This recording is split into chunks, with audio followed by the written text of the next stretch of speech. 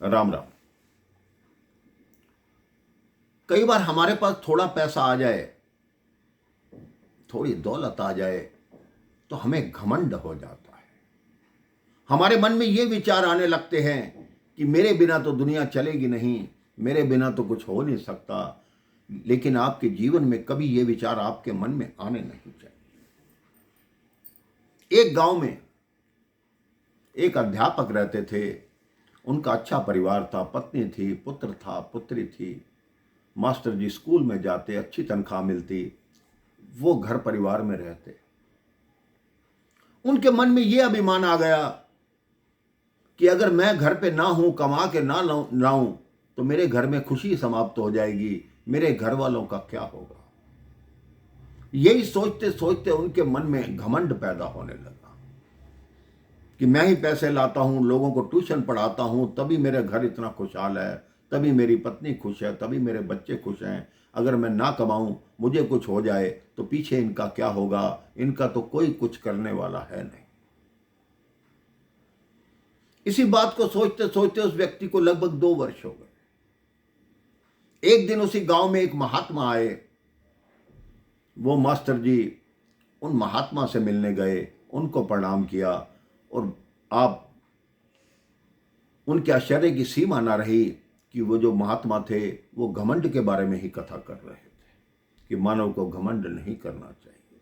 सारे लोग उठकर चले गए, लेकिन मास्टर जी अंत तक बैठे रहे। उन्होंने कहा कि मेरे मन में यही भाव उत्पन्न हो रहे हैं कि मैं अगर मुझे कुछ हो गया, मैं ही अपने घर को खुश रखता हूँ, सारी खुशी मेरी वजह से है, तो मेरे मन में घमंड क्यों आ रहा है। तो उन महात्मा ने कहा, ये तुम्हारी भूल है, तुम ऐसा करो, गांव से शहर की तरफ चले जाओ। उन्होंने कहा, किस लिए। कहते, तुम ये देखना चाहते हो ना कि तुम्हारे घर वाले तुम्हारे बिना कैसे खुश रहेंगे।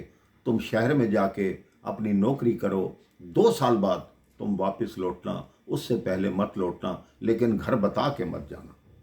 उन्होंने कहा, मेरे घर वाले परेशान होंगे। उन महात्मा ने कहा, घर वालों की चिंता मत करो, उनको मैं समझा दूंगा।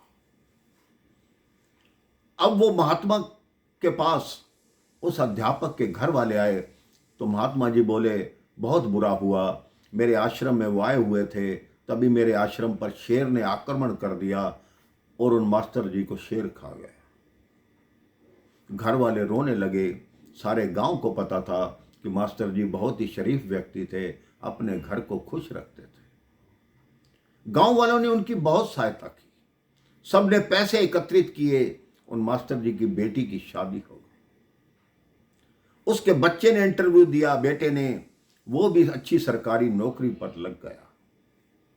अब जब 2 साल बाद मास्टर जी वापस आए, तो वो देखकर हैरान रह गए कि मैं जिस घर को छोड़ के गया था, वो घर तो उससे भी बड़ा बन गया है, और जितनी खुशियां मैं दे रहा था, उससे ज्यादा खुशियां मेरे घर के अंदर हैं।